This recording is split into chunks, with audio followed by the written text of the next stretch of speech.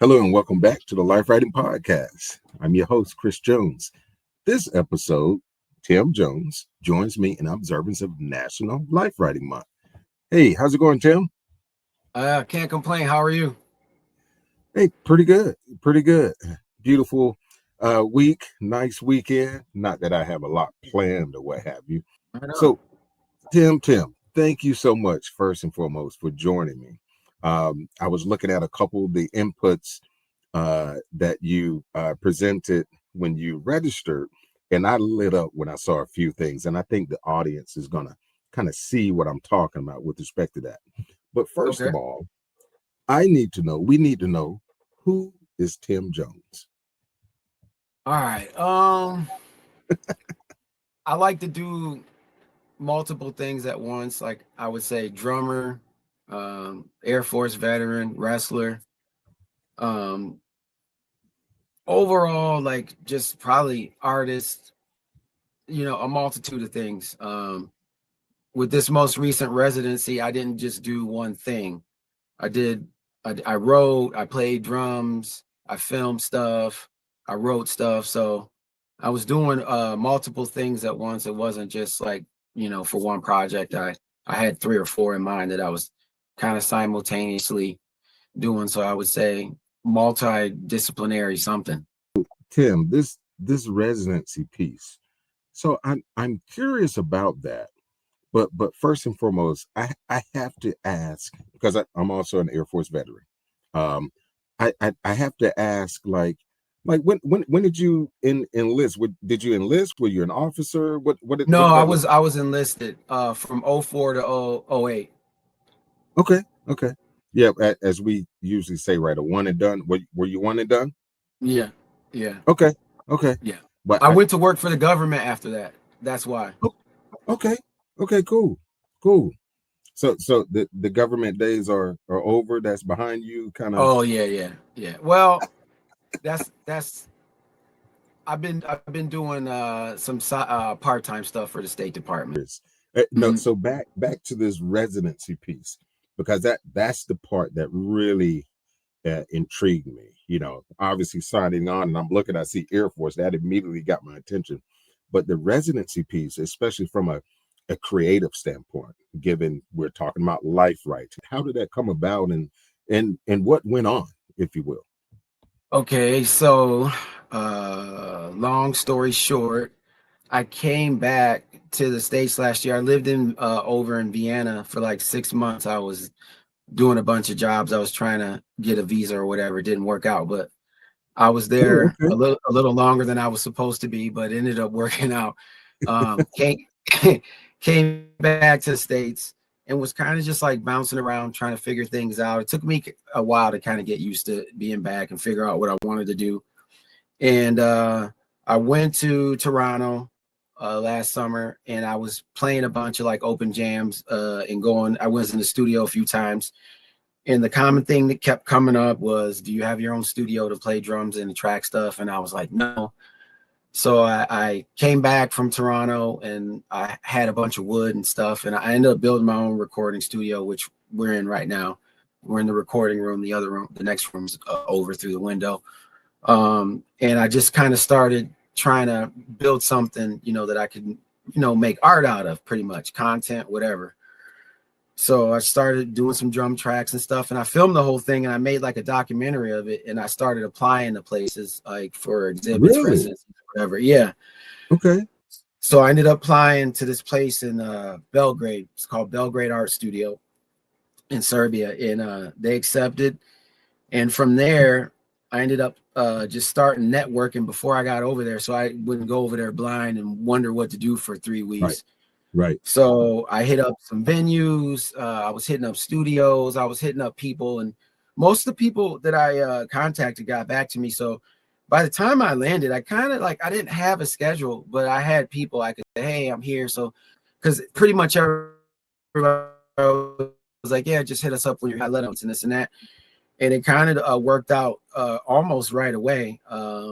The first thing I did was get in the studio and kind of got warmed up and got used to it. And then I went and played an open jam with a bunch of like pro blues jams musicians. And so I started like just filming all that, recording it. And then my big focus was to get in a recording studio to work on like this instrumental album that I was doing. So Wow. that was fun little game because everything else was working out for like the first couple weeks, except for that. Like I wasn't able to get into the studio till the last week, like the professional studio, Okay. and like actually record. I was able to get into two before that and play, but I wasn't able to like record anything. So I needed to get like some tracks, and I wanted to leave there with some film like content, some writing, and I did a bunch of writing when I was there, and a bunch of like drum recordings and things like that. So I had like all these things I was trying to get done while I was over there. So Uh-huh. I kind of focused on them all. I was able to get all of them done. It was awesome. And I also found a good jiu-jitsu gym because that's my other hobby, and made a Okay. bunch of friends there. And like one of the guys, like we, messaging back and forth still. He's like, yeah, glad you made it safe, man. Come back, because my plan is to go back in the spring and do Go some other back. stuff there Go to back Belgrade, to. Oh, to Belgrade, Serbia, okay. because with the one of the pieces that I kind of completed or I'm almost ready to show, I asked Uh-huh. to do an exhibit, which the exhibit's going to be, I documented the Belgrade music scene all the way around, pretty much from like the open jams with the guys who play and tour to Okay. little other shows and street performances and this and that, because it's like actually got a pretty decent music scene. So I want to do an exhibit there of clips of that, and I also want to do like a jam. And a lot of the guys that run the exhibits there, guys and gals, actually, they're musicians, so they would like that. So we're trying to work that out for like spring, summer. Nice. Um, Wow. and with that, I contacted some other friends who were like, "Hey, well, I'm gonna be touring around that time, so let's see if we can." So I'm trying to get some stuff going there. These next couple months are all like planning months. So Tim, I'm hearing. I mean, you got this creativity thing covered on a lot of different sides here. So I heard a little bit of writing. I heard a lot about composition and Mhm, playing and such, right? Like mhm. what are the components of that? What is your main instrument, if you will, and like Drums, what drums. are just but straight up drumming. Yeah, but I can play a little bit of keys, like if I need to, for simple things. Like for example, so on this album that I'm making now, I did the keys myself because it's just like little simple things that Right. just go with drums, and then some other things that I work in. But drums mainly. Yeah, I've been drumming. I learned how to play the drums in church. So, and then that Yeah, turned into just okay. doing Naturally so. uh Yes. playing other places. And then, I like rock music as well. I like blues, I like R&B. So I Yeah. like to play all those kind of cover songs as well. No, like because I like the drummers who played those songs. So Yeah. Yeah. So yeah. the writing aspect that you touched on, Tim. So do you? I mean, do you strictly or solely write for yourself? Do you write for other people? Like, what does Okay. that part look like? So I went to film school back in 2014, New York Film Academy out in LA. And I went for screenwriting, and I just kind of like, one of the projects there is you have to have a full screenplay throughout the process you complete it. And from there I just kind of added on to that and kind of just kept going, and then I wrote another one. And then when I for this residency, I had started one before the residency, but part of the goal was to write a significant portion while I was there, and I was able to do that as well.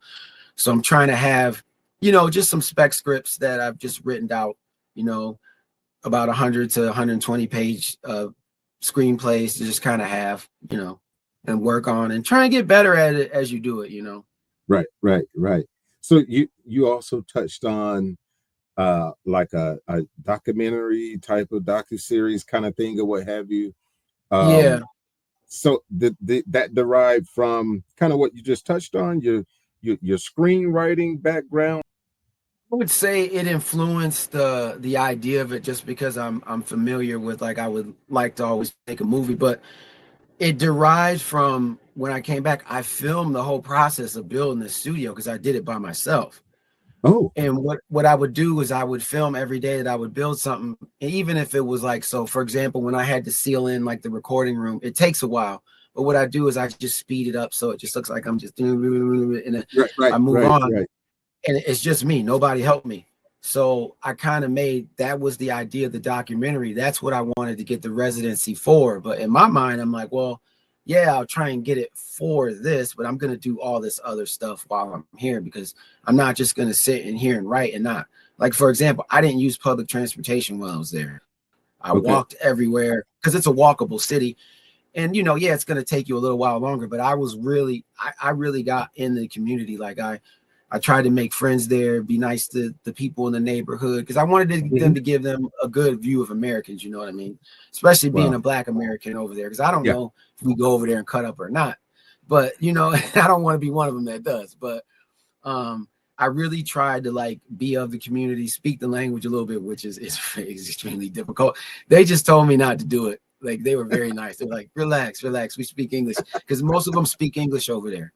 And the Okay. ones that don't, they're just like probably just a lot older, but most of the people speak English there. So it was I did some research on it, and I just wanted to find a place to really be able to maximize a bunch of projects at once. But I went with trying to get the documentary. That Wow. was the focus. But from now it's, I actually kind of changed it. So if you ask what's on the horizon, now I kind of tabled it because I had so much content from Belgrade. I kind of just want to do something specific to the city there, because I want to do some things kind of there in the next however many months, but later down, like when it's warmer, I guess. Right. And I want to kind of start to prepare for that now. And then I'm doing some other things in between, like the name of the, I'm going to name the album the Belgrade Sessions, but it's just going to be all instrumentals, like just because it Right. was stuff that like I just recorded there. So like, for example, I recorded background noise in this blues club that I played in, and then I distort it and I try and make it musical and play with the pitch, speed, this and that. So it's just a bunch of background noise of Belgrade, like at the river, near one of the tram stations, in a Mm. coffee shop, and then you play with it and you tweak it. And it's just something to be creative with, to be specific to that residency. It's not like an instrumental album to make it. It's just kind of for me, but I want to do it like in a professional manner, because that's kind of a fun process. Like I've fortunately been able to make a couple good albums, like professional albums in the studio. And I don't Okay. want to just do something janky. I want to kind of stay in that same vein, because it's fun when you sit there and you really get some really good sound. And like it's a fun process. It's tedious, but it's fun when you get a really good sound off of what you recorded. So Wow. I'm trying to Wow. do that, at least that, you know. So, Tim, you touched on, a couple different things in a few different areas, few different countries at that. So, what was most challenging in that, to use the word again, process? What did you find most challenging to having to traverse or overcome, or what have you, in that whole transition?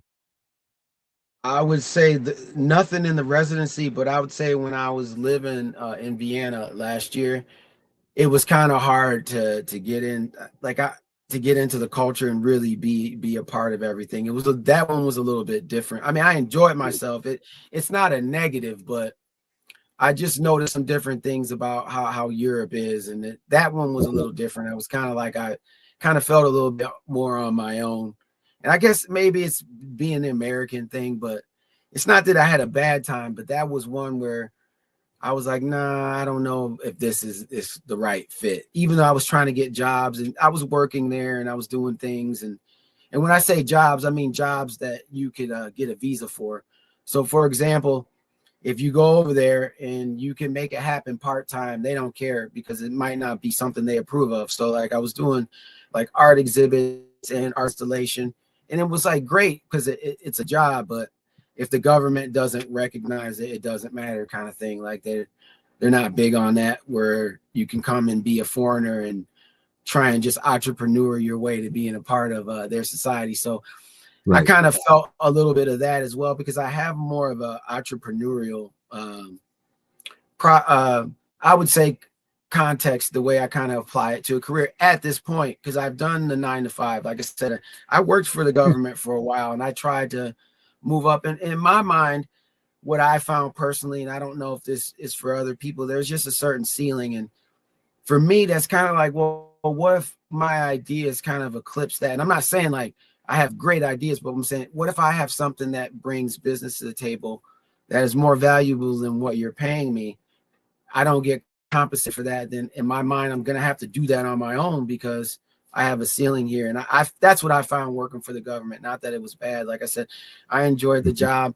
I loved going to defend the country after I was active duty, because I kind of felt there was a carryover. You still got that same pride, you know, you still Mhm. in defense of the country. You're just in Right. a civilian capacity. So I loved all that stuff, but I didn't, from the career aspect, I didn't like that. And I kind of been a little bit more entrepreneurial ever since, like even just like kind of being trying to be a touring musician, handyman, stuff like that, you know, just kind of work for yourself kind of thing. Nice. So Nice. Nice. Man, that's an awesome experience, man. And just the memories that you've amassed through, I mean, all of that. And you touched on something several times too, from being an American, being an African American, Black American at that, in mhm. a country in that part of Europe or what have you. I mean, just the experience. I love hearing about people's experiences in general, but especially when it's something that, I'm just going to use the phrase, when they stepped out really outside of the box. He didn't just go to New York. He didn't just go to LA and or Mhm. Vegas or wherever, New Orleans. He went to Europe, and a certain part of Europe, as you touched on, attempted to, or ingratiated yourself into the culture, trying to understand, even wanted to speak their language. When you said, they were like, "No, no, we're good, but you just Don't worry speak about it. English, we good." Yeah. It's just to for people, I've always found it so fascinating, and again, immerse themselves into a totally different culture, especially by, in essence, by yourself, right? um you said you were very preemptive, right? Very proactive with reaching out to folks, trying to network prior to, or what have you. Just, brother Tim, having the wherewithal to navigate all of that and to make it work, and then to get there and physically produce what you set out to do. I just find that fascinating, very motivational. Oh, Very. thank you. Thank you. I Yeah. was I was motivated. You know what it was? And me and my brother Nate, who you had on yesterday, Yes. Nathaniel, as you guys probably know him, Uh-huh. we talked about like sometimes you got to just lock in for like 6 months to make Mm. something pay off. So, like for example, it's funny because I kind of started building this thing last year around this time. It took me 6 months, and I Okay. gotta tell you, man, the miscalculation of not starting earlier and building through the winter in the East Coast is brutal, man. It is brutal. It's brutal. It's tough. There were a lot of cold days where I was in here putting these walls together, and I mean it's paid off now because now I'm sitting here talking to you and it kind of like coming full circle. But Yeah, it's lovely. Yeah, um, absolutely. it was tough. It was tough.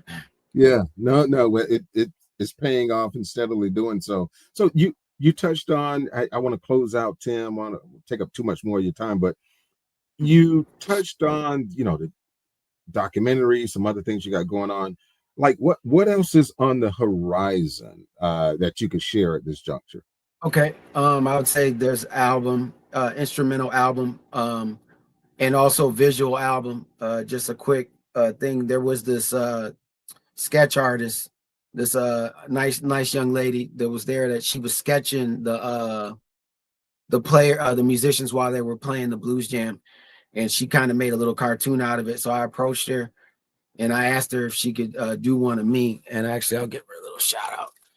And she sketched this while I was playing. She sketched some other stuff too. I have it in here, but this was the one I was able to frame. I wasn't able to get frames for everything else. It was too big. So I'm focusing on putting all her stuff up.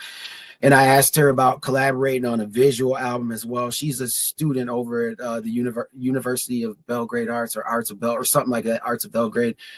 And she's a student and she does Wow. animation. So that's coming up. So we're going to collaborate because I want that to be part of the exhibit too. And Okay. hopefully an exhibit, maybe a tour over there. I'm talking with some other artists about doing like a music tour, not just of their of I don't want to say Eastern Europe because I don't know where it's going, but I know it's going to be Mhm. partially in Eastern Europe is what they're talking about. I don't know. We're still in talks of that. So Okay. hopefully those two things will be able to be enough for me to kind of prep for, in the sense of I'll probably be doing little things like I'm still doing some construction in here to make it a little bit better because the control room's not finished yet. The recording room's Okay. the only room that's done. Uh-huh. So I have to do some construction, finish that. And I don't know what I'm going to do on the film side. I mean, I know that I just have some things written. I'm probably going to keep writing. I'm not sure what I'm going to do on the video side as well, because now I'm torn to keep going with everything that I've had up until this point. But now I have something that it's its own thing and I can focus on. So I'm still brainstorming that. But in the Okay. immediate is probably the music, just because Nice. that's be able to help me do the exhibits and the tour. Everything else would just kind of be, I guess, nice to have. So I'd probably say Yeah. just those things. Nice. Wow. Well, I am looking forward to seeing all of that materialize, and whatever role I can help play to help promote and advertise, whatever. I mean, I talk to your brother Nate about Mhm. each and every time we engage. Those are the bulk of our talking points. With another part of my fascination and part of what I do here, I simply adore what various folks are doing in their respective space and plays, be it in this country, let alone abroad, right? Mhm. It's such as everything that you just laid out, but just giving people an additional exposure, right? Letting people know what folks are doing, because there's some folks out here you can personally attest. They're doing some amazing things that Yes. not a lot of people know about, but a lot Mhm. of people will be very interested in knowing about that particular thing, whatever it is.